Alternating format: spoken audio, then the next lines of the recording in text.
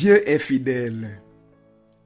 Nous tous qui avons voyagé avec le peuple de Dieu au cours des 100 jours de prière, avons reçu la puissance et la preuve du grand amour du Seigneur. La parole de Dieu dit qu'il aime offrir de bons cadeaux à ses enfants. Au cours de cette saison de prière, nous avons tous été témoins des miracles de Dieu. Par la prière, nous avons abandonné l'Égypte spirituelle où nous étions esclaves, dépendant des œuvres de nos propres mains pour survivre. À travers les 100 jours de prière, nous avons échangé des briques contre de la manne, le pain divin tombant du ciel chaque jour. En voyageant, nous avons trouvé de l'eau douce dans le désert sauvage de la vie. En priant, nous avons trouvé que Dieu était un feu doux et réconfortant la nuit et un nuage rafraîchissant de protection le jour. Dieu a réellement été fidèle. Il répond à son peuple qui persévère dans la prière. Moïse a été envoyé pour conduire le peuple de Dieu hors de la servitude après plus de 40 ans de prière. Ils ont continué à prier après que Moïse soit venu les délivrer. Ils ont continué à prier non seulement une fois, mais tout au long des 10 plaies d'Égypte, recevant chaque fois une nouvelle révélation de la puissance et de l'amour de Dieu pour son peuple en prière. Dieu nous a été aussi fidèles dans notre cheminement de prière qu'il l'a été aux Israélites. Pendant les 100 jours de prière, nous avons demandé à Dieu de nous bénir alors que nous nous préparons pour cette nouvelle saison de mission dans l'Église adventiste du 7e jour. À travers ce voyage de prière, nous avons vu des miracles. À travers ce voyage, nous avons été baptisés dans la mer Rouge et dans le Jourdain, car nous avons fait le choix de le suivre. En priant, nous avons été consacrés et circoncis à Gilgal.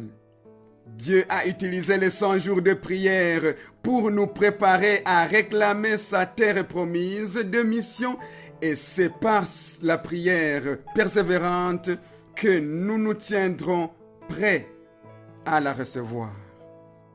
Les murs des ténèbres spirituelles qui défient le Dieu vivant doivent tomber. Ce sont des forteresses qui se dressent contre l'Esprit de Dieu dans nos propres vies, dans nos familles, dans nos églises et dans le monde. Dieu a promis de nous donner la victoire sur ces forteresses maintenant qu'il nous a amenés jusqu'ici par la prière. Notre monde réclame le salut. Par la prière continue, nous refusons de nous retirer de la grande victoire que Dieu nous a promise.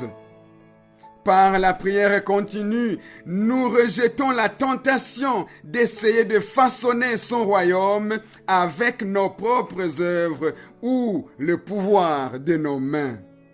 Au lieu de cela, nous revendiquons notre avenir pour Christ, l'entourant de prières jusqu'à ce que Dieu bouge et que les murs des forteresses ennemies tombent.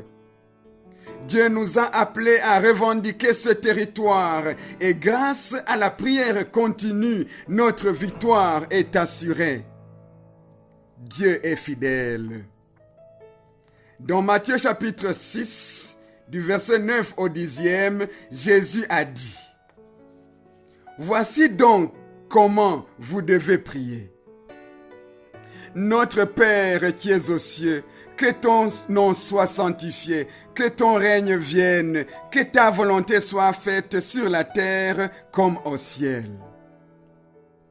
Dans la terre promise, sa volonté se fera sur la terre comme elle se fait au ciel.